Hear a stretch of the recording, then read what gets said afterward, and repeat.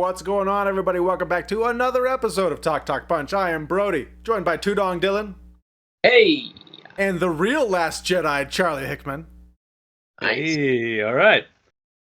Thank you guys so much for joining us. While you're here, we'd love to interact with you, so comment down below. Just remember to be nice. And whether you're watching us on YouTube or listening in on the audio version of the podcast, make sure you go ahead and hit that thumbs up or star rating or whatever you gotta hit to say that we're doing a good job.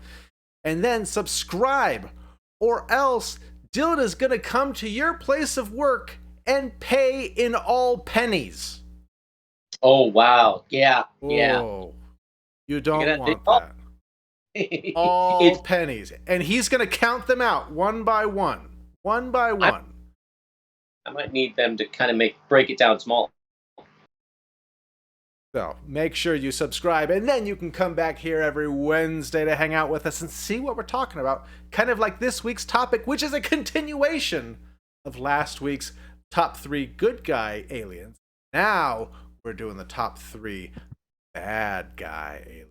These are the bad guys. They're mean, they're nasty. You don't want to be friends with them, you don't want to hug them, because they might kill you.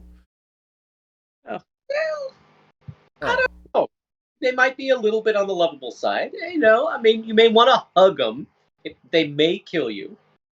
Okay, well, we might have different lists then. Because my guys, you do not want to hug, or you might die. Gruesome deaths. Come on, they're bad guys. They're bad guys. You want to go hug the bad guy aliens, guys? I am actually going to address that once I actually go into my list, because I may want to, or I may not. I may, and probably shouldn't. But yeah, I can't, because number one, and probably all of them, will shock you. All right. Well, then I guess we can move right on to it. Nice. Let's see. So we're starting with Charlie, and then we'll go me, and then we'll finish up with the Two Dong. The donger. Yeah, All these right. kids- Charlie. All right. So, all right. This was a little bit tricky for me. When we did the good guy aliens, lots of cute, lovable aliens from all sorts of cuddly little fandoms that I have that I could fill that list up pretty good. When it comes to the bad guy aliens, having memorable characters that I care about to know they have to have names and personalities. This was a little bit trickier for me. So you guys are probably gonna both hate my list, and that probably goes for all of you watching at home as well. So I apologize in advance. My list is terrible. Can't so let's wait. start with that being said, let's start with my number 3. I cheated. I got a pair of aliens here because you can't have one without the other. The first aliens I ever got to see on the small screen, good old Kang and Kodos from The Simpsons. I didn't fully understand it at the time, but I remember being young, and they're doing the episode where they're running for president, and they're like, "We'll just vote for a third candidate." And he's like, "Go ahead, throw your vote away." And I didn't get it, but I just laughed. That's so funny. They're funny. They have, and how to cook humans, how to cook for humans, how to. Anyway, the first Simpsons Halloween Treehouse of Horror episode. I mean, I wore that thing out. So yeah, these are near and dear to my heart. At times, maybe not so bad, but more times than not, rascally little aliens, but huggable. Are you saying you wouldn't give them a hug? I just said huggable. They're huggable. Give I don't know if they're cooking for me or they're cooking me for their guests, but Huggable. I'm willing to find out. It's like hugging an octopus with a glass dome. Okay, but look- first of all, hugging an octopus would be delightful. 8 tentacles wrapped around you, and just like it'd be like having 8 arms of love wrapped around you, providing you with comfort. Oh my goodness, delightful. So cute. If you never hugged an octopus, you gotta experience it. Sounds Bro, disgusting. by the way, those teeth that he could eat you with is covered by glass. He's not going to break through that. He's not going to bite you. Well, you're gonna hug the glass dome? That sounds like a wonderful hug. Hey, hugging the glass dome sounds like a great band name, but all right, so that's my number 3, and it's all downhill from there, you guys. That's probably my best one. So All right. Well, my number three, we're getting there, is my TV pick. I don't know if you guys watched this show. It's the Cylons from Battlestar Galactica. Did either of you watch this show? Did you say did either of yous? Yeah, I did. Hey, you got Look at my cousin Vinny over there. Forget about it. I thought The youths. like No, you know, yeah. this was on, and I wanted to watch it really bad, and then I missed it, and then I feel like I missed the window, and I just never went back and watched it. It's on my list of like things that I feel like I missed out on. Well, these guys were really cool. Okay, so we've got this whole universe where these guys are starting to take over, and they have all these different ranks. There's like this gigantic history with these guys, and there was like the Cylon War, and then during the show they are like infiltrating the humans, and so you have Cylons that are like human, but even they don't know that they're Cylons. So there's this whole mystery going on all the time of who's a Cylon, and the people are like, no, it's not me, I'm not a Cylon, but they don't even know if they're a Cylon. And so it's really neat, and they're constantly chasing these guys, and they're a big huge threat to the whole like fleet that's going on, and you have stuff going on Earth. It's really cool. I really enjoyed this show. I really enjoyed these aliens. I thought that they were very cool. So, Are you talking or the remade make? The remade one. I didn't watch the original like one from the 70s. I watched the one, I think it was from 2004. Yeah. I wasn't watching it when it was going. I caught on a number of years later after it made its way onto, it must have been Netflix or something like that. And so I was able to power through like the whole series. But it was a really cool series. I really enjoyed it. I really enjoyed these guys as bad guys. They felt like a threat, and just having that mystery, that intrigue of who is a Cylon. They don't even know if they're a Cylon. So that was really, I really enjoyed these guys. They are my number 3 bad guy. Then you don't want to hug these guys because they're made of metal, and that's gonna hurt. But well, I mean, you could be hugging your loved one, and they could be a Cylon. You don't know. Yeah, I guess that's true. I guess that's true. So yours is totally. What? Yours is totally huggable as well. I guess so. If they're in their human form. If they're in their human form. All right, what's your number 3, Dill?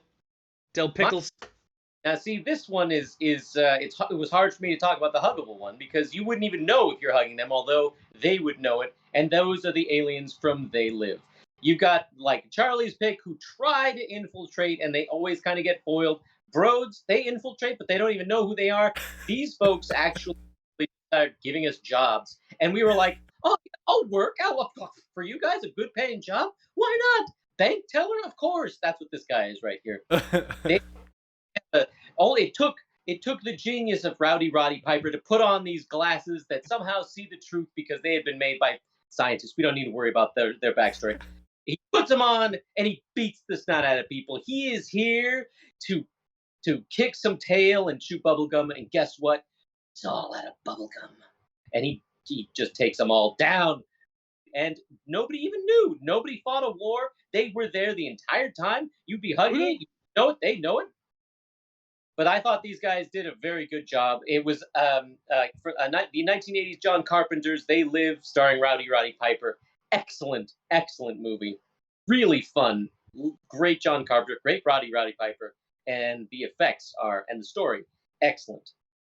I knew this was going to be on your list. You did, really? I knew it. Oh, yeah. This is one of your favorite movies of all time, Tudong. It's great. It's a good movie. Definitely up there. I mean, come on, man. That line alone. And it's got Keith David alone, worth the price of admission. Keith David alone. I mean, also, he is always fantastic. Keith David in any movie makes it 1,000% better. All right. So number 2. Look, you guys were smart. You guys went like races of aliens or species. All mine are like specific aliens.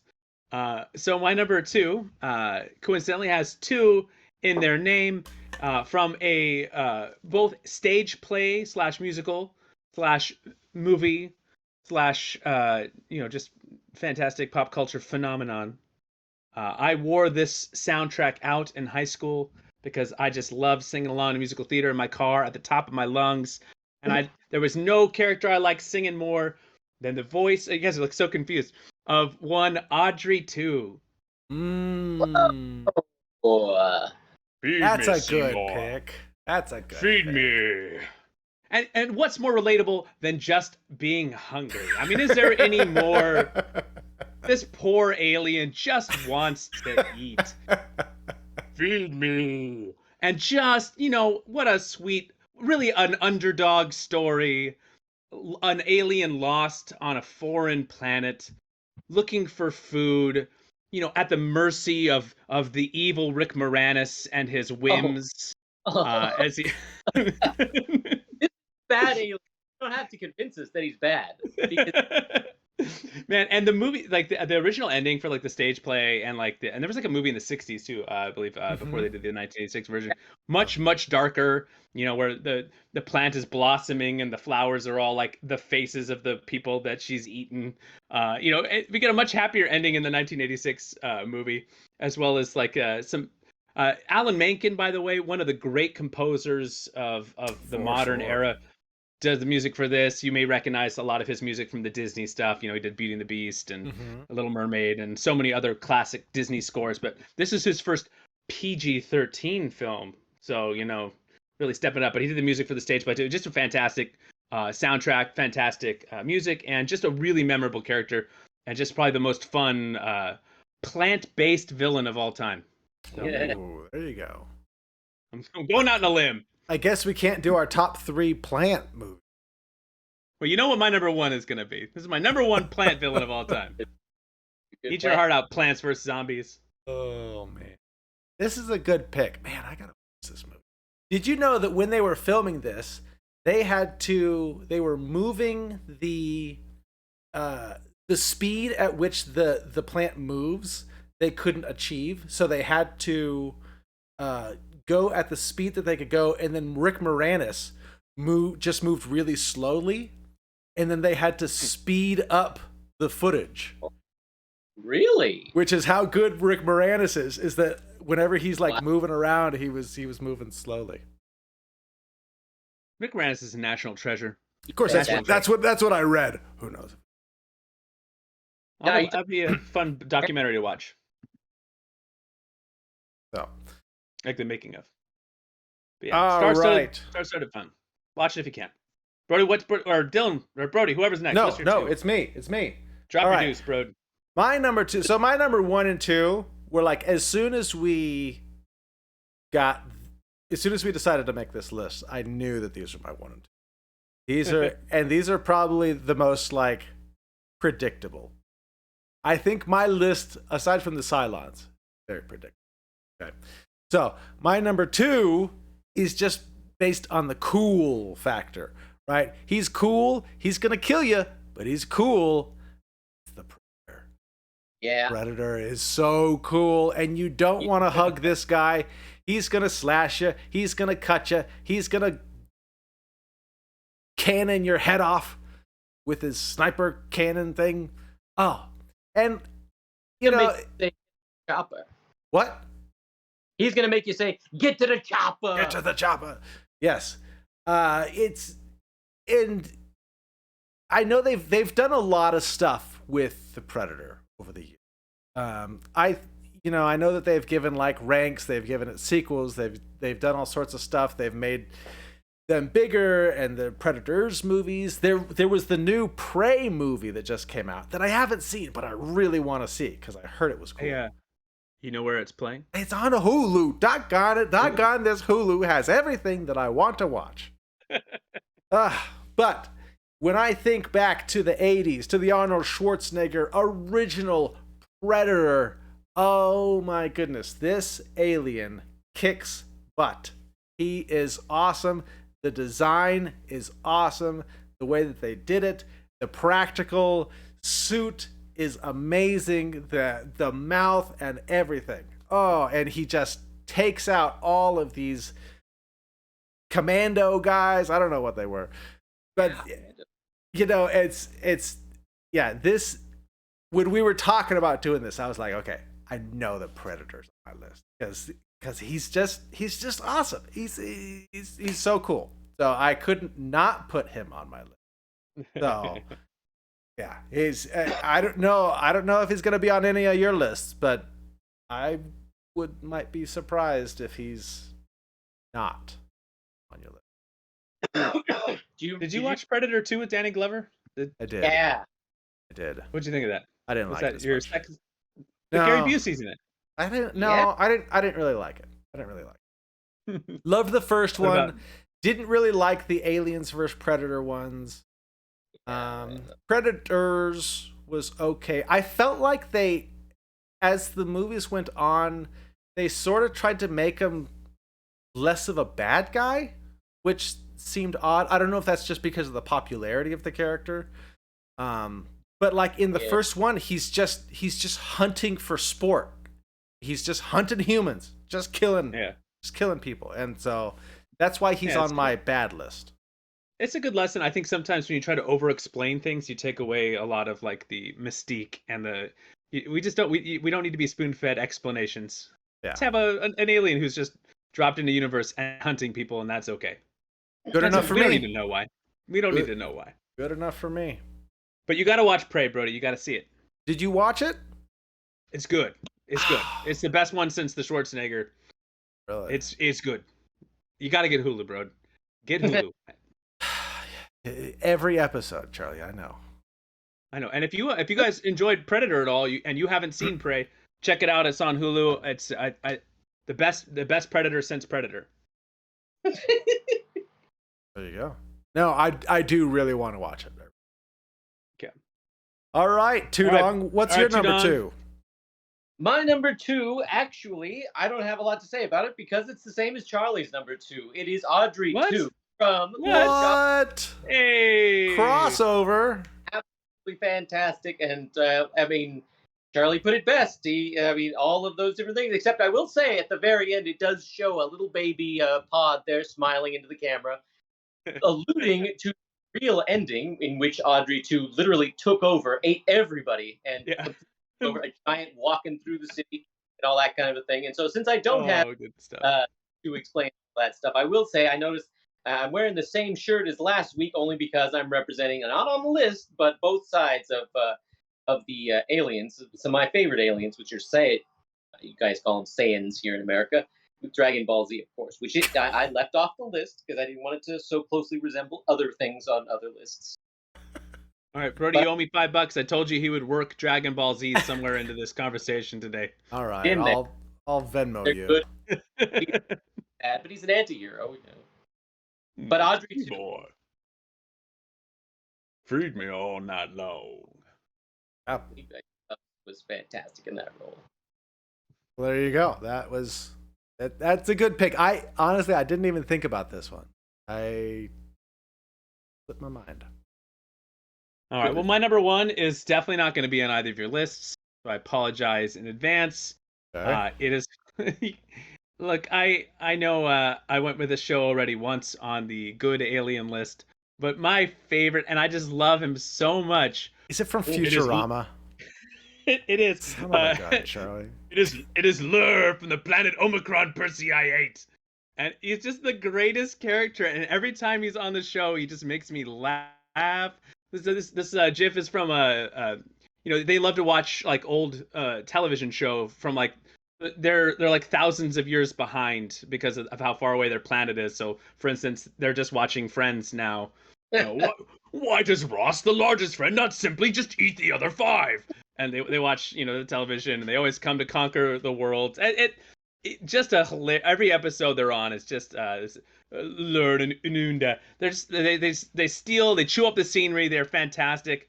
And I'm telling you, if you get Hulu and you watch Futurama, you will fall in love with Lur from Omicron Persei 8.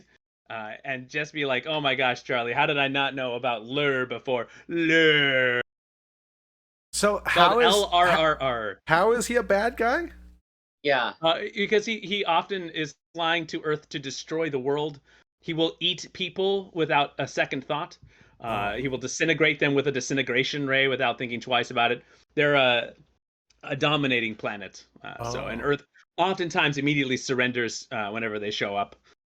But then they have their good parts. There's a whole episode dedicated to where they're trying to harvest Fry's human horn, which is his lower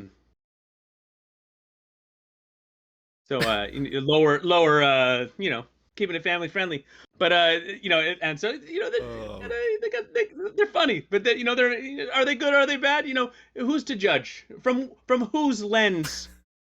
From my point of view, the Jedi are evil. Bad list. It's from your lens. Giving me a bunch of sass because I've mentioned Dragon Ball Z and another episode of Futurama. Tisk, tisk, tisk. Hey, it's not like I'm working. It's not like I'm talking about Andre 2, and then all of a sudden I start talking about Futurama for no reason. I'm talking about Futurama because Futurama's on my list. That's how this works.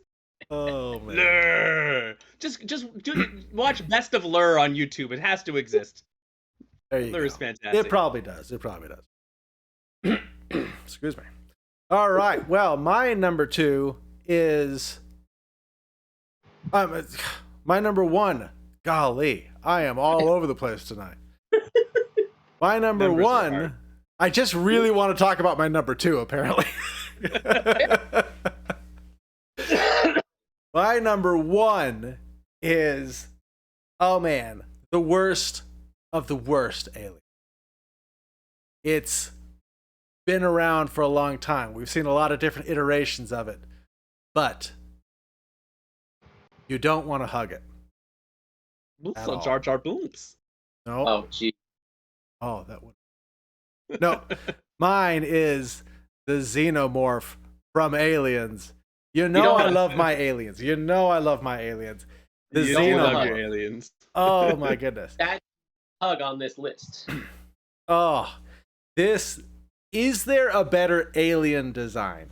I don't think so. I think this is the best alien design. It's human enough where you can get like movements out of it, so you can put a guy in a suit and it can move around, but then they add enough stuff, you get this amazing head with the double mouth thing, you get the tentacle stuff, you get the tail. Oh my goodness. This alien is the best. I mean, the worst, but the best of the worst. The best. You know what I mean. You know what I mean. And then you start getting into sequels. You get the Queen, which was amazing. I didn't really care for anything after that.